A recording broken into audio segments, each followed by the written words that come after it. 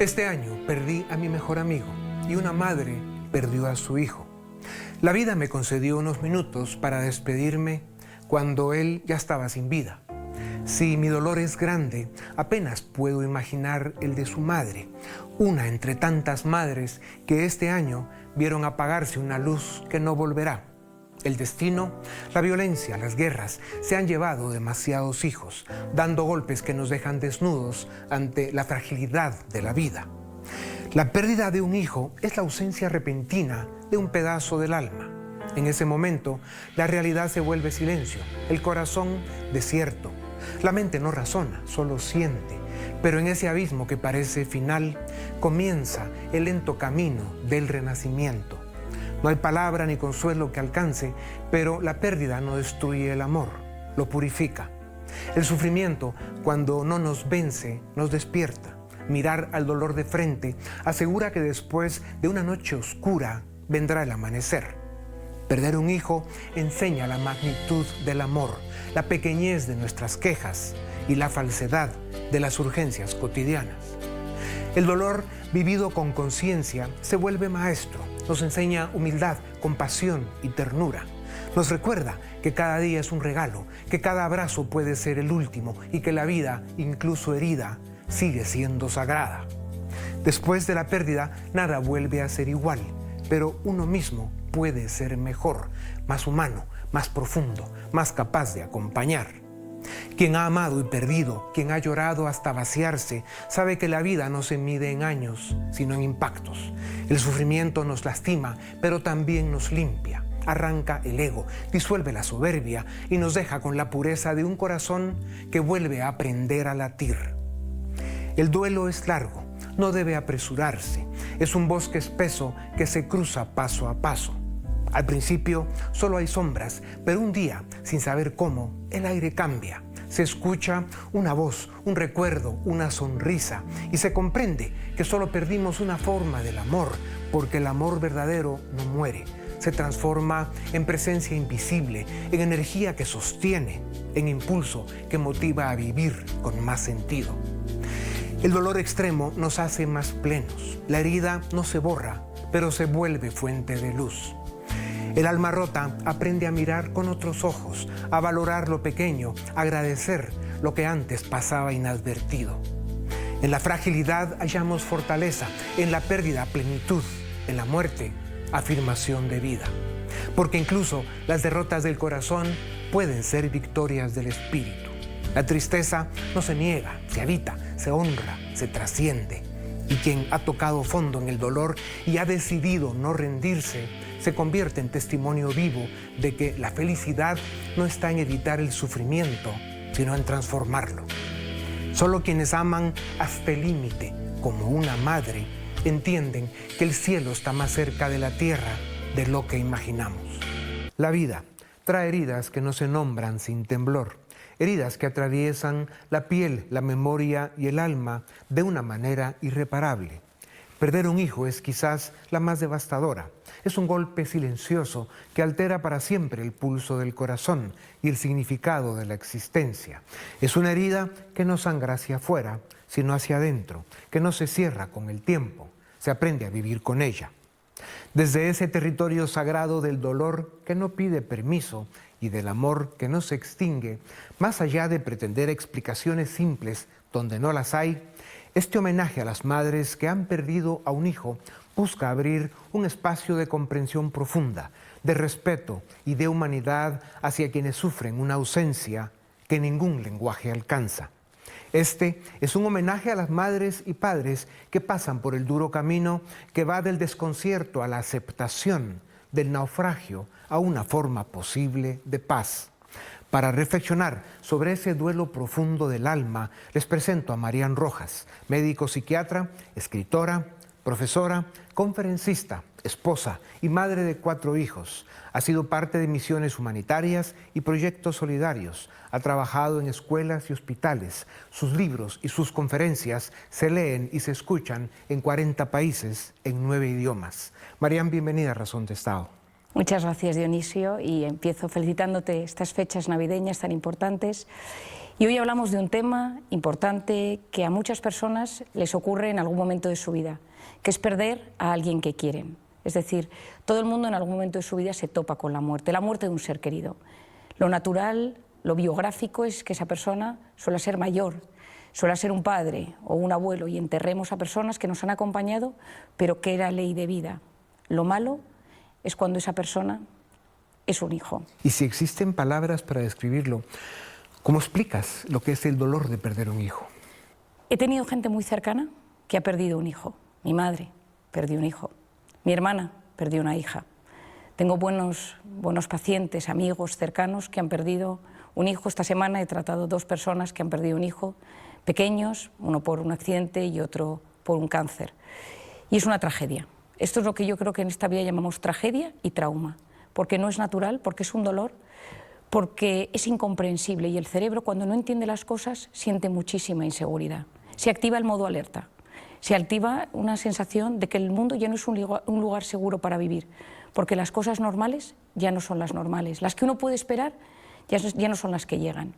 Y en ese momento es como que se rompe una parte de nosotros mismos.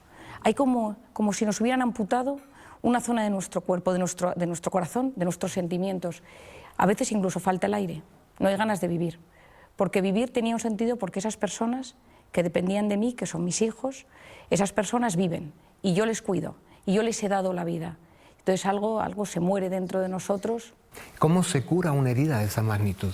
Nunca diría que se cura, se aprende a vivir con ella. Es decir, curar para mí es una herida que desaparece, esto no desaparece. Uno va integrando ese dolor, al principio ese dolor es desgarrador, al principio ese dolor impide que uno sea capaz de disfrutar de nada de lo que hay alrededor, y entran los peores sentimientos, la rabia, la tristeza, las peores emociones, y sobre todo uno solo ve la vida en negro y no se cura.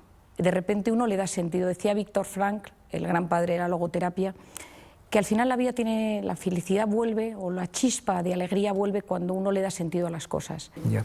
¿Cómo afecta la pérdida de un hijo a la pareja? Porque a veces une y otras destruye. Efectivamente, al principio puede unir porque hay un dolor común y los dos lloran y sienten, o aparentemente sienten lo mismo, porque era uno el padre y la madre de esa criatura, y entonces parece que van a estar juntos, pero el problema es que el duelo tiene fases muy diferentes para cada persona. Hay gente que calla, hay gente que grita, hay gente que llora, hay gente que quiere hablarlo, hay gente que no lo quiere hablar. Los procesos son distintos y muchas veces esas 2 personas se reencuentran y no están en el mismo proceso. Entonces hay silencios incómodos, hay conversaciones que uno no acepta.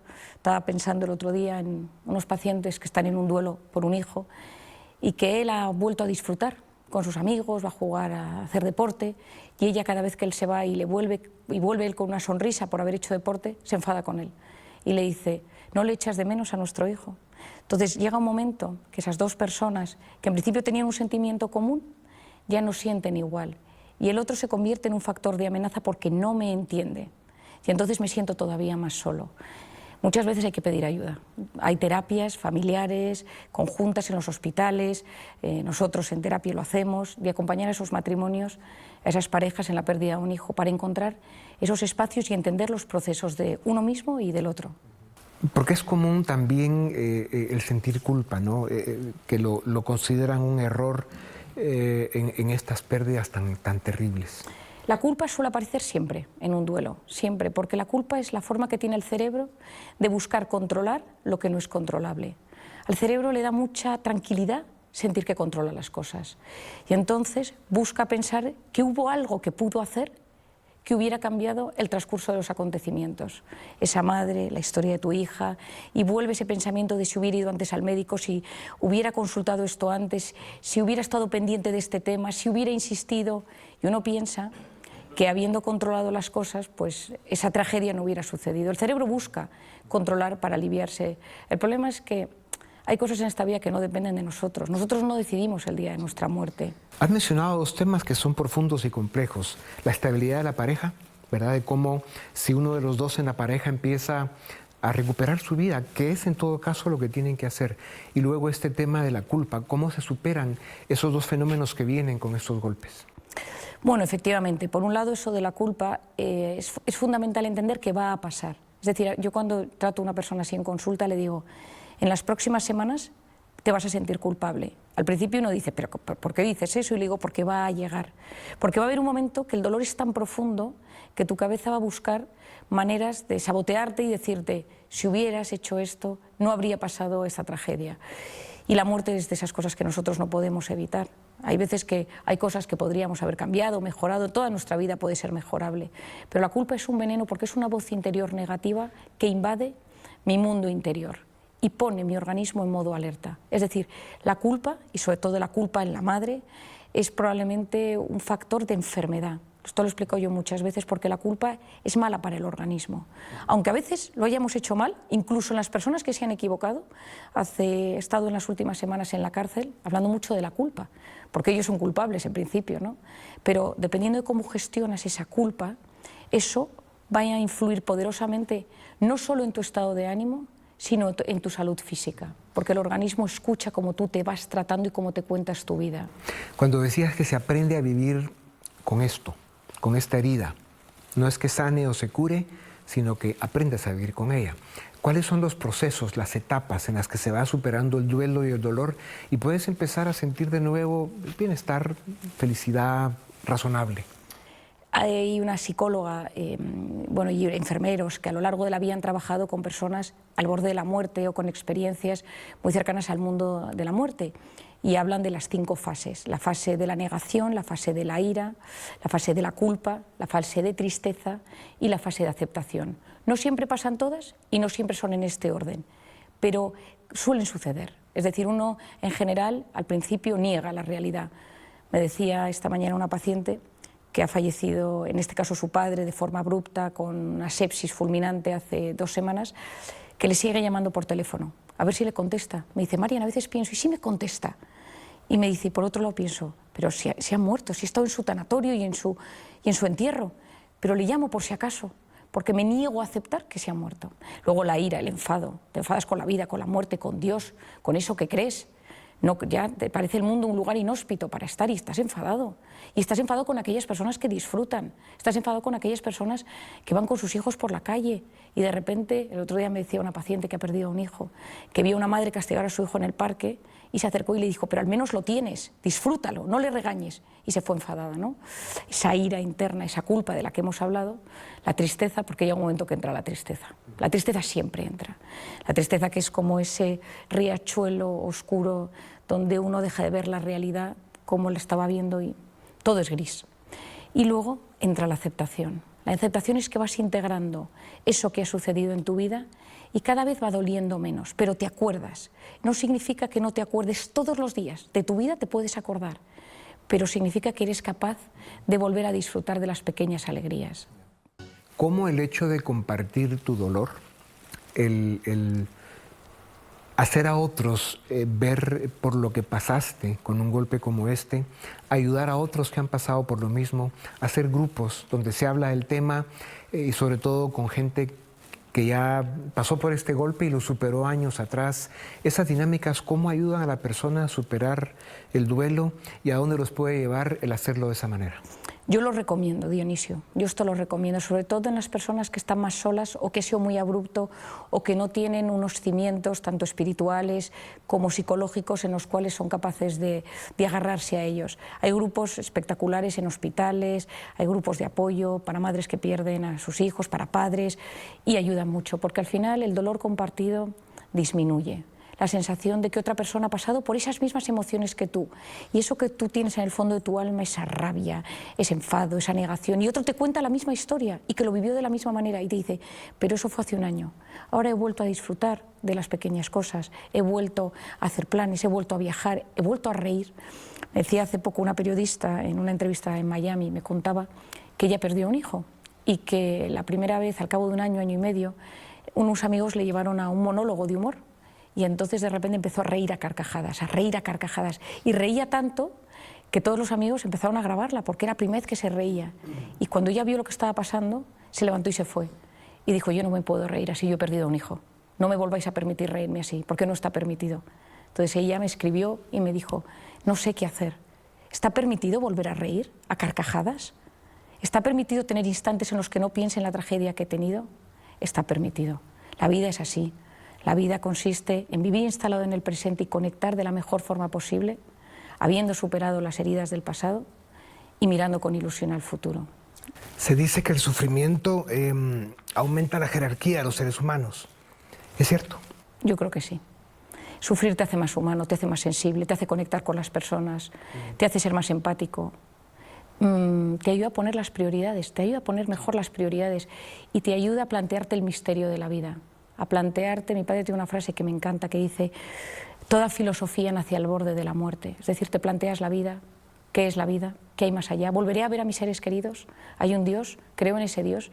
Soy capaz de conectar con ese Dios. A veces en esos momentos de enorme sufrimiento es cuando sientes esa presencia de un Dios que te arropa y no te suelta, o te enfadas contra ese Dios que pensabas que no existía, pero eso sucede muchas veces. Por lo tanto, el sufrimiento, yo he visto gente que ha sufrido mucho, que después de la rabia y de la ira es capaz de ser más empático. Y tal vez ese puede identificarse como el mensaje central de esta gran oportunidad que le estás dando al mundo que te escucha, y es que ese renacimiento, ese nuevo amanecer que se tiene después del sufrimiento, sobre todo algo como la pérdida de un hijo, que es de lo peor que le puede pasar a un ser humano, se ve la felicidad, se ve la vida, lo que decías, todo de una manera distinta. Pero también hay estadística y la historia nos enseña que incluso se puede disfrutar de una manera más profunda, más humana, y que terminas en el tema de la vida, que es cuestión de saldos, con un saldo incluso positivo. Bueno, mi experiencia cercana y familiar es que no te olvidas de ello, pero disfrutas mucho de cosas pequeñas, de momentos especiales. Al final tú lo dices, ¿no? Yo creo que el duelo, la tragedia, la pérdida de un hijo es un trauma. Es decir, un trauma es una escisión en la biografía donde yo de repente ya no soy el mismo, ya no soy la misma. Pero hay un mensaje del padre, uno de los grandes padres de la psiquiatría, que es Boris Cyrulnik, que es la resiliencia, la capacidad de salir incluso fortalecido de una situación traumática. El duelo este que hablamos es un trauma real, pero la ciencia, la psicología, la psiquiatría, la antropología, la evolución y la propia observación del ser humano ha demostrado que a pesar del trauma hay mecanismos internos poderosos del ser humano que nos ayudan a volver a recuperarnos. Y no se trata de ser el mismo, es que no vuelves a ser el mismo, pero te conviertes en un ser capaz de volver a conectar con la vida, con esos ojos. Hay expansión del alma, hay crecimiento del espíritu. Y también se sabe que en las familias que sufren un impacto como este, se logra, cuando se trabaja y se identifica la oportunidad y se aprovecha, hay un crecimiento. Se puede convertir, se puede construir una familia más unida, que crece junta, y que al final pues, logran grados más altos de felicidad razonable, ¿no? Que en todo caso ese debe ser el reto. Yo, mi hermano, el que perdí, es mi ángel de la guarda. Yo le pido todo desde que yo era muy pequeña. Y mi sobrina, la que falleció hace pocos años, es el centro de nuestra familia, la de ahora, y forma parte de nuestro día, hablamos, tenemos fotos, le pedimos cosas. Es decir, una de las cosas importantes... Sigue presente. Sigue presente. Una de las cosas más duras de los duelos es cuando uno de los dos, el padre o la madre, está tan absolutamente dolidos, enfadados, irritados, que deciden no volver a hablar del tema. Eso es lo más doloroso que existe y eso puede ser mucho más perjudicial para la pareja, para la salud física, emocional, que cualquier otra cosa. No significa hablar todo el rato, todo el tiempo, pero significa que está presente y que no lo olvidamos. Al final la vida viene con heridas, esa es la realidad. Hay que aprender a sanar las que se pueden sanar y a vivir con las que no se pueden sanar. Y eso es la vida. Así que gracias, Marian. Qué alegría, a pesar de que es un tema que en realidad es un homenaje a las madres que han perdido un hijo en las guerras, en la violencia o por el destino. Y queremos que eso sea este mensaje y esta conversación que hemos tenido. Lo que haces es muy grande por la gente y por el mundo. Así que gracias. Muy feliz Navidad. Muchas gracias. Y sigue adelante. Y a ustedes también gracias por acompañarnos un año más. Nos seguiremos viendo. Muchas gracias.